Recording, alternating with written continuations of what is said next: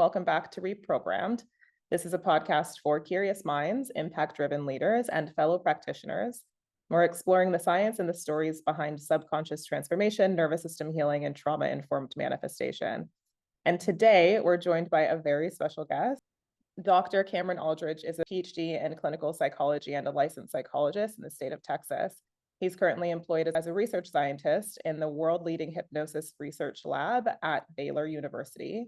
And he also teaches at a doctorate level, manages a private practice for hypnotherapy, and works as a forensic psychologist, which I'm so excited to dive into that. He's currently serving on the executive committee of APA Division 30. He's received multiple awards from the top hypnosis organizations, including recognition for groundbreaking contributions to the field of hypnosis by, again, APA Division 30. He's published dozens of peer-reviewed scientific journal articles on hypnosis and has co-authored the recently published book entitled Hypnosis and Hypnotherapy, What You Need to Know. And Cameron, we connected, well, we didn't actually shake hands or meet, I don't think, in person. I'm blanking on the name of this conference. Hypnothoughts, yes. And I went to one of your workshops. It was the one that was the title was the most science heavy title on the entire, I think, docket. For those of our listeners who are familiar with the deep space and who have been engaging with me and the work for quite a while now, know that I'm very much an advocate of how hypnosis works through the lens of science and more pragmatic, grounded approach. And so when I saw your workshop, I was like, oh my God, I have to go. And then I was trying to hop around from like workshop to workshop and trying to do all of the things at once. And I knew from the moment that I saw you that I would have you on the podcast. I was like, I'm going to manifest it no matter what. And so it's like, I think I can sneak out and I'll selfishly sort of have you review everything that you lectured on the podcast. You are so highly credentialed, highly qualified. You can tell just by way of your experience that you have devoted yourself to and dedicated yourself to this field. So I'm really looking forward to hearing about your story first and foremost, and then we'll kind of like dive into each of these little bits and pieces individually because there's so much here. Fantastic. Yeah, I'm happy to go wherever you want me to go. Great. 2011, so how did you start? How did this all begin? It's a great question. So I started with hypnosis back when I was about 14, 15 years old.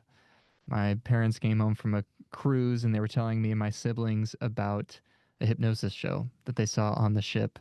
And, they explained it like, oh, there's this guy and he did this mind control and had people doing crazy and embarrassing things. And I don't know what 14-year-old hears that and doesn't also want to do that. So I was like, I want to learn more about hypnosis. What is this? And so I started just reading everything I could, getting books on it, reading anything I could about it on the internet, anything I could learn about hypnosis I wanted to learn. And so I started to kind of create this obsession. Any free time I had, I wanted to learn about hypnosis. And unfortunately, as a teenager, you don't get many opportunities for people who are willing to let you try to hypnotize them. So for a long time, it was just a lot of learning and never really trying it out. But luckily, in the town I was growing up in, there was this small like hypnotherapy clinic that was being run by a guy there, and he agreed to mentor me, which was really nice. I don't know that he ever taught me anything about hypnosis. He taught me a lot of things not to do, but it was a lot of this like, you got to find your own way, and you got to like whatever comes to you, just kind of interesting stuff like that. And so with that, I started to find, friends and people who were somewhat willing to let me try things. And it, the first few times I'm like 16 years old, nothing really happens. And I don't even know what to expect. I don't know what I was doing. So I catch a big break though. And it all kind of comes to a climax when I move off to college. Because it just was kind of like under the surface a lot in high school. Some people knew that I was into it. But when I moved away to college for my undergraduate degree, you're meeting new people in the dorm, getting to know all these new friends, and people were asking, what are you into? What do you like? And I stupidly would say hypnosis, which, I say stupidly because I didn't really have anything to show for it at that point, but people were like, well, show us something. Like, let's do it right now. And I remember the first few times I agreed to like try to do some kind of demonstration, which I had never really done before up to that point. They failed miserably. I had like Oh, these, no. college freshmen on a couch in like some common area in a dorm, and I'm thinking like, now they're hypnotized, and then they're just sitting there looking at me, and I'm looking at them like, I don't know, did it work? It did not work. And so people were like, this guy's kind of weird. So I was like, you know what? If I'm going to be telling people that I'm into hypnosis, I got to be able to show something. Like, I got to be able to demonstrate that. It's not enough to just know the background and everything, like the fundamentals or the foundation of it, but it has to be put into use. So Mm, I start practicing. I do a lot of research on like how a hypnosis show even goes. I had never even seen a hypnosis show in real life up to that point. mm, I catch a big break where I try it again. I have some willing participants and I just try some basic induction. Luckily, there were three guys who happened to be very highly hypnotizable. Had them, in hypnosis do a number of silly things, and the people watching were amazed, and I was amazed because I was like, wow, it actually worked. And mm. I I was excited by it, and I was like, so okay, this is what hypnosis is. Okay. It really just exploded from there, where I was doing tons of shows every week, and it was just we would start packing people into like small apartments and like common areas of dorms and things, just like any place we could find. If there was anybody who said they were willing to be hypnotized, we'd make a show out of it, and we'd like pack people in, and it got to be really big on campus, which was it was really exciting. And we started to outgrow these apartments, and try to be jamming 100 people into these small spaces, and so we'd try to find Oh, like gosh. empty classrooms on campus after hours to just like shove a bunch of people in. I would just do it for whoever was there.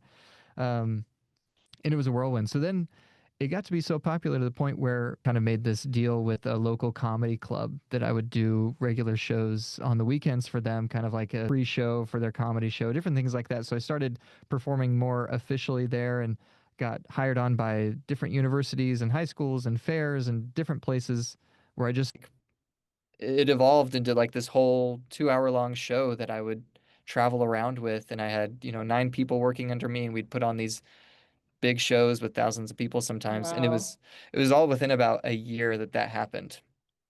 It was fantastic and amazing. And so what I love about that experience is that it gave me so much rapid exposure to just going through the reps of just failing a lot, but also seeing a Mm, lot of success of like being able to tweak very quickly what works and what doesn't, because there were some days where I was doing 3 shows a day. Anybody who was willing, like I said, we'd make a show out of it. So uh, I I just got really good at performing with hypnosis. And then I reached this point where I, was reflecting on the powerful impact that hypnosis could have. I could see what a strong and like just salient tool this was for people, and started to mm, get into this idea of like, okay, how could this be used to help people, like the actual mm, therapeutic aspect of it?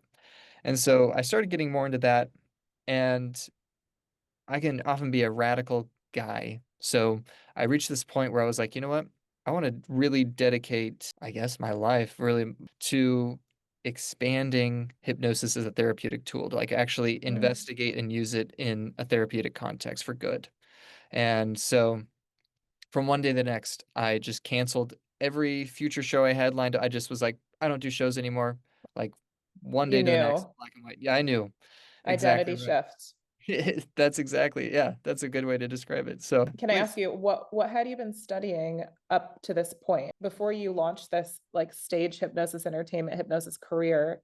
You were packing out these dorm rooms and these apartments in college. Like, what were you studying at that point? so I was studying psychology. Yep, I was You were majoring in studying psychology. psychology. Yes. I Okay. knew that I wanted to do something in the psychology realm. So yeah, luckily that has always been It stable. aligned. Yes. Okay. Yes. Okay. So Which was good. you've always been into human behavior in That's some way. that's right. Yes. I come from a long line of people who studied psychology and then became teachers. Hmm. So like dad, grandmother, great grandfather, same kind of thing. It's like studied psychology, and then they all became teachers. And I guess I'm teaching at Baylor now, so in a way, kind of following in those You've footsteps. definitely followed in those, but you sprinkled in a Yes. little bit of stage work in there. You were Yes, exactly. performing for a bit, but now you're teaching. Exactly. And I think it still aligns very well. I still use a lot of those. I mean, being able to perform and control a crowd of 2,000 people for 2 hours by myself. I mean, I had obviously the people in hypnosis to help guide that, but yeah, that takes a lot of skill that I apply to the Yes. teaching that I do. So yeah, I was studying psychology, but just had this massive shift from one day to the next. And so I figured, okay, I'm going to buckle down. I'm going to get a PhD in clinical psychology, become a licensed psychologist. And that's really what took me to just a couple years ago when I finished my PhD. I reached out to the director here, Dr. Gary Elkins, at the lab here at Baylor. And I said, Mhm. hey, just graduated with my PhD. I love all things hypnosis. Do you need like a postdoc or like how can I get in there? And he was like, yeah, come aboard. And so I moved here to Waco like 3 years ago and have been just loving it ever like all day, every day. I just read about hypnosis, do hypnosis, write about hypnosis. Is like it's fantastic. So Okay, I love your story, first and thank you. foremost. Like it all started with your parents coming home from a cruise saying, oh my gosh, the craziest, weirdest thing just happened. And you being like, ooh, I need to know more. Yes. And kind of came full circle with you then being a facilitator, a steward of this, of the entertainment side of things. And I really respect, and I think that so often in our society, it's like, you know, you have an idea, something that you want to do, and you need to plan for it. You need to prepare for it. You need to take your time.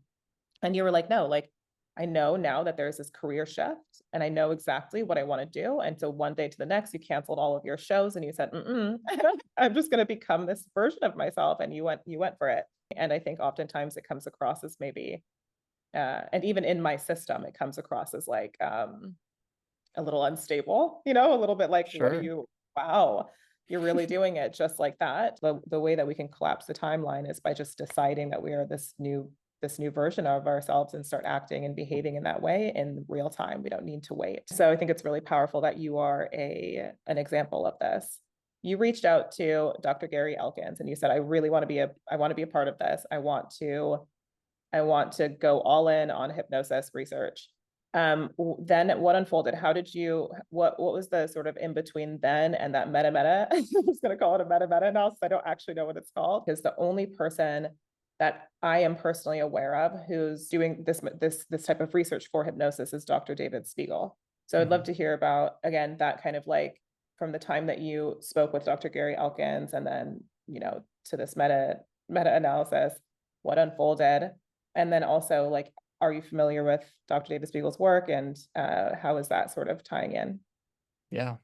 It's funny that you mentioned David. I we actually he and I worked on a paper together probably 2 years ago now that never actually got sent for publication. There was like four of us authors on there, and we were going back and forth, and it just never got resolved. And the key author decided like, I don't know if we'll publish this, but it was fun to like correspond back and forth with him for a while to try to craft this. And he actually, David Spiegel, worked with Dr. Gary Elkins, and together with a few other people, they came up with the official definition of hypnosis that's recognized by the APA. And so there's Wow. a lot of collaboration there. What is that official definition? Yes, it's that hypnosis is a state of consciousness involving focused attention, reduced peripheral awareness, with an enhanced capacity for response to suggestion. Okay, this is so interesting because I disagree with that definition, A as lot of so people many do. people. I Yeah. know, because I believe that hypnosis, and this is what we teach in our training, hypnosis is a process of inducing then that trance state, as opposed to hypnosis being the state of consciousness.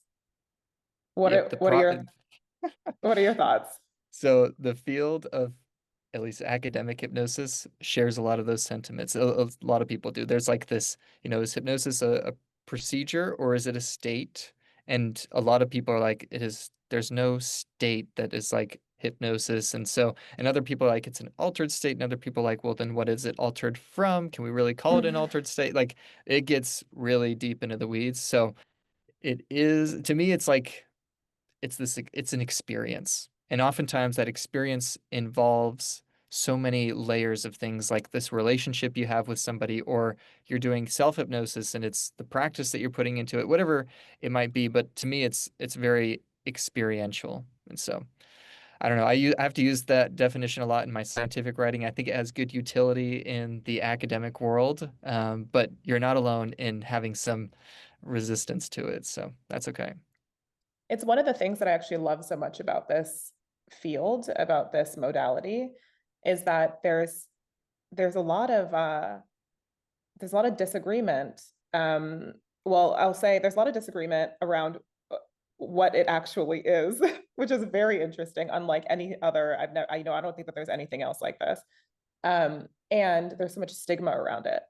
And I think that like so much of the work that you're doing is allowing for the general public to feel safer engaging with hypnosis, because the science is a universal language. And when we can say, hey, look, every single night when you drift off to sleep, you're slowing down your brain waves and your brain becomes more, more susceptible to change, more receptive to suggestions. That's it. That's all that's happening. We can measure your brain waves. We can show you, we can show you like imagery of a new neural pathway forming, different parts of the brain, the default mode network lighting up, or we can show you what the amygdala, you right? And so it's like, I think that so much of the work that you're doing is allowing for the destigmatization of hypnosis. I think we're in this really cool time in history where we are able to say, like, okay, like maybe the recognized definition of hypnosis, I might disagree with it a bit, because like we're working with consciousness, like, and what is consciousness, right? Like Oh yeah. there's so much question around it, but in being able to destigmatize it and being able to ground it and root it in science, which is what you're doing, is so important. Yeah. I mean, luckily, hypnosis research specifically has been around for a long time, but I think it's starting to reach this point where we're getting all this melting of different fields and more like Yeah. spiritual and metaphysical realms too. And it's especially with the renaissance of psychedelic assisted therapy and psychedelic research that also has a lot of overlap. And so I think you're exactly right. I find it fun. I do I too. find some people get scared. They're like, oh my gosh, you disagree with my definition. Like, that's scary to me. But I'm like, no, let's go. Let's go for it. Let's have a Yes, conversation about it. It's so interesting. Okay, so tell us absolutely. about the meta analysis. Yeah, so I think what we were talking about was just the things that have happened since coming to the lab and leading here. So when I came in, there were a lot of graduate students who defended their dissertations and had graduated and moved on to become psychologists, but never actually published their dissertations. So Mm, for a few months, I was going through all these cool like hypnosis dissertations and like working with the students who wrote them to prepare them to actually be published into like these peer-reviewed scientific articles. And so that's what I did for a while, just like really diving in with what the Baylor lab has been doing and with all of that good research. And then from there, as Dr. Elkins and I were talking a lot and just kind of thinking, bouncing ideas off, it's such a treat to have one of the top researchers just like their office is a couple doors down from mine, and we can talk all throughout the week. And so we actually wow, yeah. spent 3 hours this morning together leading up to this interview, like just in a conference room with a whiteboard, just like scribbling ideas and stuff. It was so fun. So Oh my uh, gosh, goals. I know, right? So it's like people would kill to have like 20 minutes with Dr. Elkins, and I can just talk with him for hours any week that I want. So it's awesome.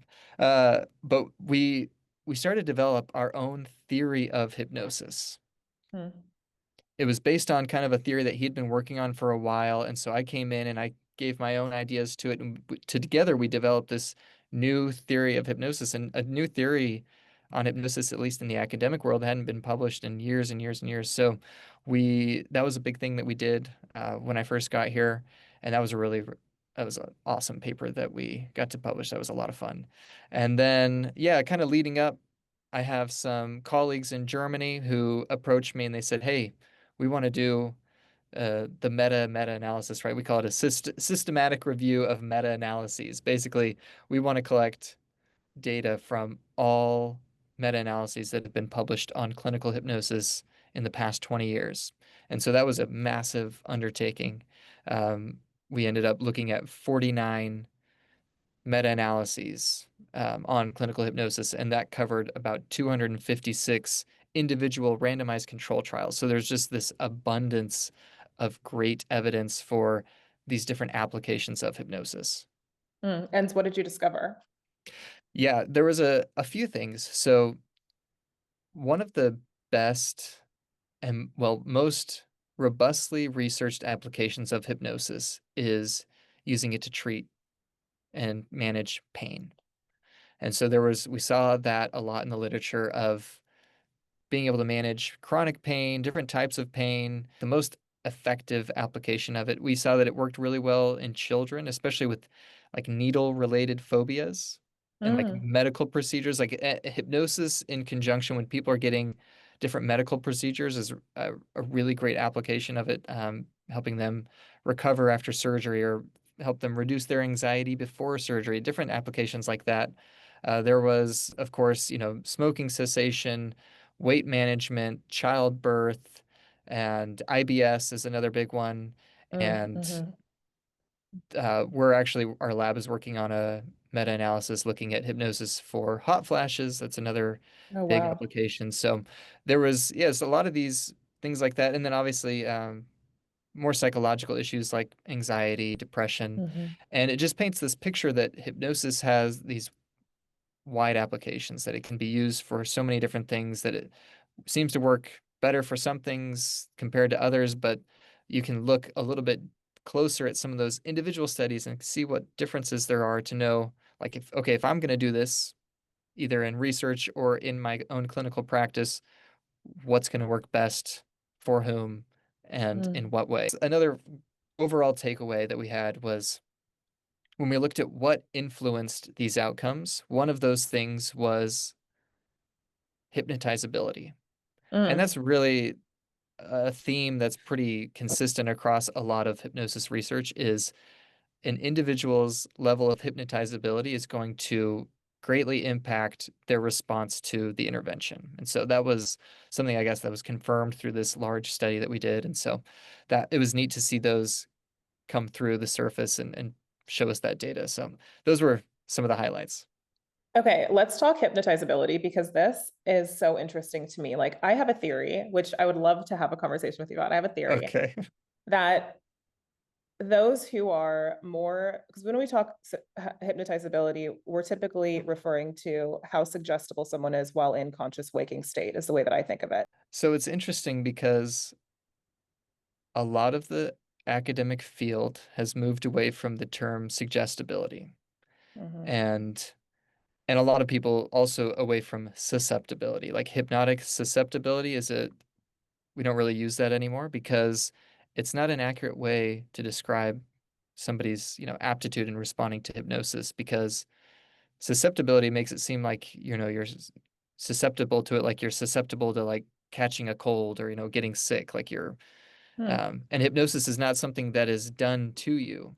It's something that you learn to experience. So Yes. it doesn't make sense to be susceptible to something that is, because it's not being done to you. So that's that's why we move away from susceptibility. But when we actually looked at hypnotizability versus suggestibility in like how suggestible someone is to different, ads or marketing or different methods of influence. And we can see that this construct of hypnotizability is actually distinct and separate from suggestibility. Now, what you said was, suggestibility is like being able to experience those perhaps non-ordinary states of consciousness. And I think that's an accurate way of saying it. Um, but when we move away from this idea that it's like, oh, you're just suggestible, because that can often have a negative connotation. Most people are not like, oh, yay, I'm suggestible. Most people are like, oh, I don't want to be suggestible. That doesn't sound like a positive attribute. So that's why hypnotizability, we paint it to be a talent, because we see hypnotizability as a talent that people can have of being able to experience hypnosis. Because, like I said, hypnosis is not something that is done to you. It is something that you learn to experience. And some people are just better at experiencing it off the bat than others. So that's my spiel for you. No, I totally agree with you. I think that the words that we use are so important because of the already, again, I'm going to go back to the stigma around hypnosis. It's like the word suggestibility implies that the hypnotist is going to do something to you and control your mind, and you are at the whim of the suggestion of the hypnotist. When in reality, it is that you are able to utilize the suggestion, whatever the suggestion, affirmation, whatever whatever the word that we want to use, to change your thoughts and behaviors. And I think that so like when you say hypnotizability, like what exactly do you mean by that? Because I think so my theory is that people who are highly hypnotizable have more alpha or theta brainwaves, like measurable, while just walking around in the world, while like, along with their beta brain. I don't know if that makes sense. I've never Yeah. studied this in this way, but that's my theory. Like I would love to test that. So tell me more. Yes. So you're bringing up a fun topic, which is what makes somebody more hypnotizable than others, right? What influences hypnotizability? And it's fascinating because at least in the academic world, nobody really knows. There have been so many attempts to try to figure out, is there anything that like is really strongly correlated? There are some things that are like kind of correlated, and that's going to be like kind of fluid intelligence and creativity and really somebody's ability to be absorbed in an experience, like how immersed do they feel in like a movie or a book when they're watching a movie or reading a book. That can kind of be mapped onto hypnotizability, but at least I mean I was just attending a seminar just a couple of weeks ago for a lot of psychologists, and we bring up this idea that like nobody really has a good idea of like what correlates highly with hypnotizability. And so that's something that we're always asking ourselves and wanting to research more because, if you could give somebody like a questionnaire to fill out, and based on how they score on the questionnaire, you're like, okay, this person's going to be highly hypnotizable. That doesn't exist. Like there's no way to determine that right now. The only way to test somebody's hypnotizability is to facilitate hypnosis for like guide them through hypnosis and to see how they react. That's Mhm. right now that's our best stab at measuring it. So it's kind of an interesting construct, and I think like you said, there are some definitely some interesting theories that need to be tested because it's a massive question mark in our field. Have you heard this theory yet? That maybe it's a more, there are more alpha or theta brainwaves present? I haven't heard, I'm trying to think, I don't think I've heard that one. It would be interesting to test to have to, Can get we those test it? brainwaves. Right. I'm just thinking like somebody's gonna have to be hooked up to some kind of EEG, For like all throughout the day for day. And hours. yeah, exactly. Hey, it could, I'd be interested. Yeah, we need more good neuroscientific evidence for that. So I'm for it. It's this modality is so fascinating because there are already so many unanswered questions. Again, like we discussed earlier, just regarding the true nature of, consciousness and the human psyche in general. And so even in this discussion, I'm like, this is why I want to get my hands on like an EEG. I'm envious that you have access to all of this equipment and all of this research. And even still, with access to all of it, it's like there are all these unanswered questions. Oh yeah. Yeah, I feel like the more I learn about hypnosis, the less I know. There was a student 2 days ago. I think the lesson was on either ethics in industry, or I don't remember exactly what it was, but she was, I didn't quite understand her question, which is also interesting because I think that so many of the questions, as you, I'm sure, are familiar with this feeling of like someone asks a question about the subconscious mind and we think that we know, but we also know that we don't really fully understand the whole thing. And so we're filtering their question through our understanding. And she was like, I feel like there's a part of me that she comes from a background in somatic work. And so she's like, there's a part of me that really wants to trust that my subconscious will just do whatever it knows how to do and needs to do, and that the hypnotherapeutic process is going to work for me. But then there's a part of me that just like doesn't believe it, that doesn't believe it. And I think that for so many people hearing people like you and people like myself who are leaders in the space say things like, the more that I learn, the less that I know, can feel a little bit scary, right? But I think it's so um, I think that it's so powerful to hear people like us say, look, we're doing the research and we're trying to understand it so that more people can understand it, so that we can understand it, and so that more people can understand it. And also we're practicing this it's about this practice of like kind of just surrendering to the truth, which is that it works. And we kind of just like, so there's a part of us that kind of has to just trust that it works alongside, us doing the work to understand it. It's an interesting dance. Yeah, absolutely. I see it all the time, and yeah, in the work I do of balancing my academic research side of things, and then I have a hypnotherapy practice, a private practice, where I'm doing the work, and there's sometimes where it overlaps, and sometimes where you know there there's delicate spaces in each. So it's a Mm. dance. So in your private practice, what do you find do you have a specialty? What do you find how are you applying hypnosis? Yeah, I don't know that I have a specialty nailed down yet because I'm also a licensed psychologist. I use it mainly as a tool in the regular psychotherapy work that I do. Cool. But there are a lot of people who seek me out specifically for that. I think if there is a specialty, what I like and what I enjoy most is working with like athletes and top performers, helping them elevate kind of to the next level. Maybe there's mental blocks that are hindering them to progress to where they know they can be, and working in hypnosis with them on those issues I find to be really rewarding. So I like that type of patient. I love working with, I love using hypnosis to amplify the manifestation process. If you are, I don't know whether or not you're into manifestation. Into manifestation is kind of like we're always manifesting all the time, but you know what I Right. mean by this. Yeah. And so if you were to define who your like dream client is, this athlete or a top performer, like who would you be like, oh my God, I can't believe I get to work with this person? Yeah, I think to me, it's really just a person who is highly motivated to change.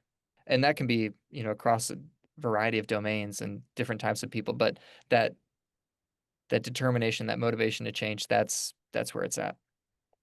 Okay, so let's say some famous athlete was like very highly motivated and determined to change and came knocking on your metaphorical door, right? Like Mhm. slid into your DMs on Instagram, whatever the metaphorical door is.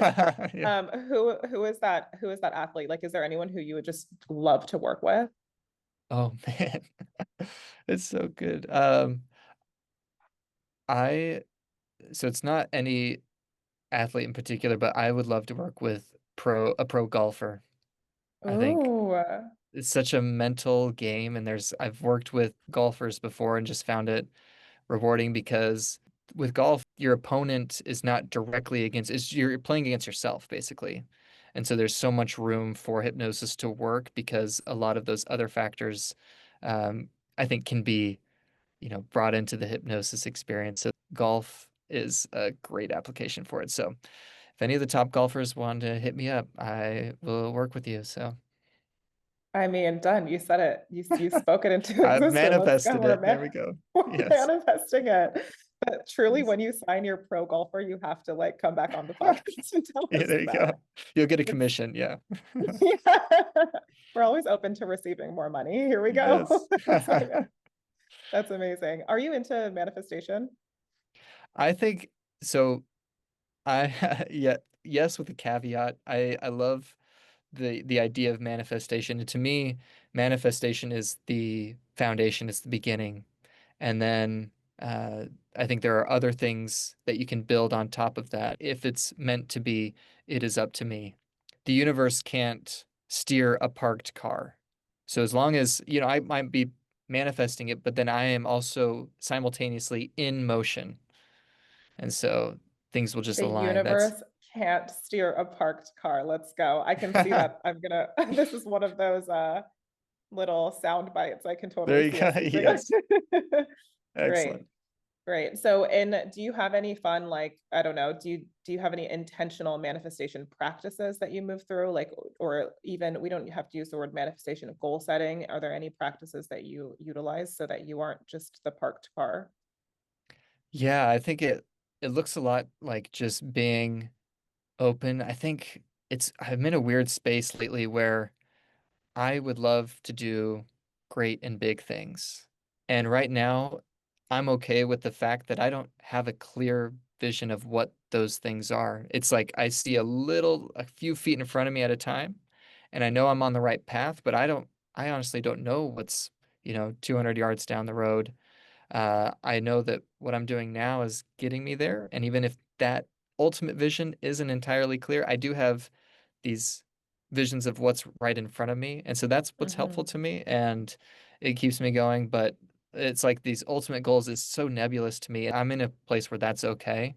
I know that with time, it will reveal itself. So, yes, and yeah. That's really powerful. I think, the reason that I teach trauma-informed manifestation, which isn't something that I think is spoken about often, is because for those of us who've experienced, whether it be complex developmental trauma or an acute uh, trauma, typically the parts of the brain responsible for big picture visioning and being able to not just focus on the very next step, they kind of like shut down, right? It's like we're so focused on it's survival mode. Clear vision, really important in the manifestation, intentional, conscious manifestation process. And I think what I'm hearing from you is that you're like, it's not a survival. I mean, I don't want to project, but it sounds to me like you're like, it's not a survival response in me not being able to see the big picture vision. It's just maybe like a trusting that whatever is meant to unfold for me is meant to unfold for me. And you don't necessarily feel so attached to that outcome. You just know that it's big. Exactly. Yeah. And for me, it's like, I don't know that I even have the words or the images to even conjure up what it will look like. I don't think I even know the nature of it or what it entails. And so for me, that's okay. And I know that one step at a time, it'll get there. But I don't think, and the other thing I worry about is, am I going to limit myself if I have this very clear thing of what it needs to, or what I really want it to be, and then I get there or I'm kind of going off in the wrong path when if I would have just kept going one step at a time to even though it's unclear, it's still in the right direction, then it would be better than if I held too tightly to something I thought it should be. So, Totally. Totally. there's I a think balance. it's a balance. And I think it's so important to like when we're whether or not we are choosing to define a really clear vision, um, or just say, I know the general energy of what it is, because you said there's something big, like it's something big, like the vision or something better, so that Hmm. we're not grasping onto, even if you had all of the imagery and all of the words to describe and define, it's like either this or like maybe something even more incredible or even more aligned is just going to come. And I think that's like the perfect way to like start to Yeah, release and surrender. I like that a lot. Yeah, I'll have to try that. Manifestation is so fun, I think, for so many reasons. But um when we when we start to play with the idea that we're like that we're the artists of our reality, like that we can literally have and see and feel and experience anything that we want, like how empowering, especially those who've experienced trauma where oftentimes isn't a part of the subjective experience, this like, this I am in control, this like state of I am in control, or I can define my reality is sort of as Hmm. it's shattered and fractured. And so I think it's like such an empowering practice manifestation, but also like how fun to be able to say, like, I want to work with a professional golfer. So like, okay, declared, I'm going to now. Like how cool. And then you're being invited to all the parties. And that's like the stuff I Yes, yes. If you love what you're learning here on the Reprogrammed podcast, imagine taking it even deeper. At A Deep Space, we've created the Clinical Integrative Hypnosis Certification, which is a training that blends neuroscience, trauma informed care, and advanced hypnotic techniques to help you guide lasting transformation. And some of the very guests that you'll hear on this podcast are world class teachers inside the certification, bringing their expertise in psychology, neuroscience, and hypnosis directly into our training. If you're ready to reprogram lives, starting with your own, learn more on Instagram at adeepspace.co or at our website, www.adeepspace.co. We were just talking about the view that a lot of academics have of hypnosis. Like people engaged in the research, I think is just so different from the people who actually use it all day, every day, like are actually using it with people. And I always say like I love the confidence that these hypnotists have in it. And I think it matches what hypnosis can do, but I think a lot of academics like they've I don't know, become jaded in thinking, they it seems like they themselves limit the potential of hypnosis. And that Ooh. it's an interesting dynamic to see where I came from a very, stage and like lay practitioner background, and now I'm in their space.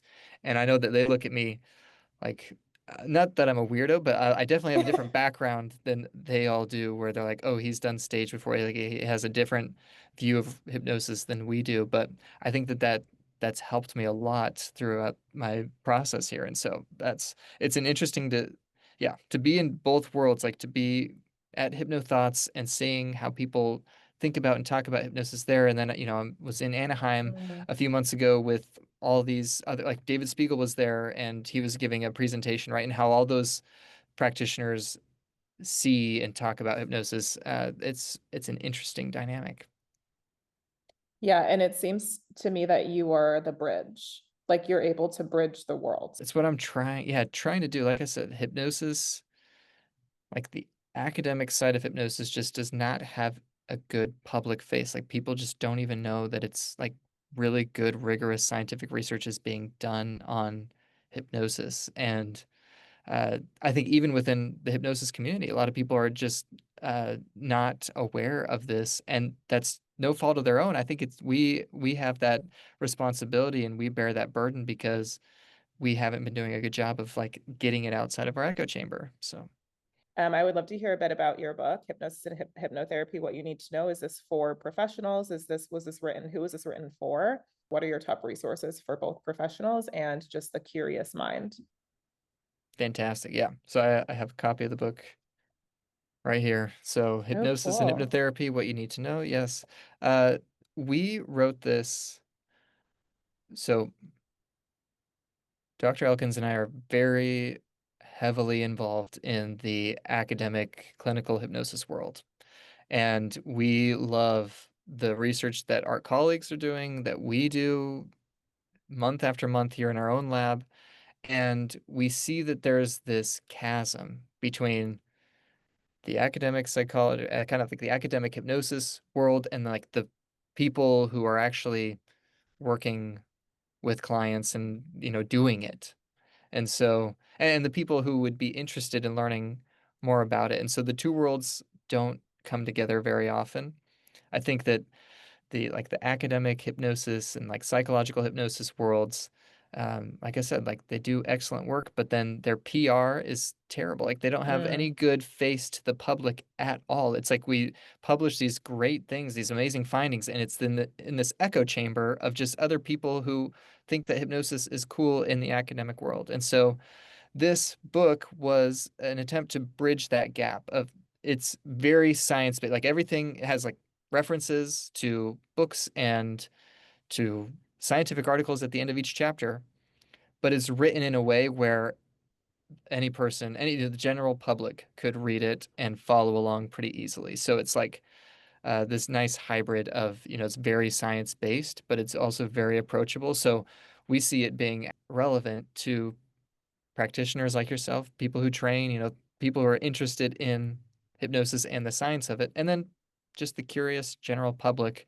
who want to learn more about hypnosis, but in a way that is perhaps more science based than maybe what is already available. This book, can you show it again? Yes, yep.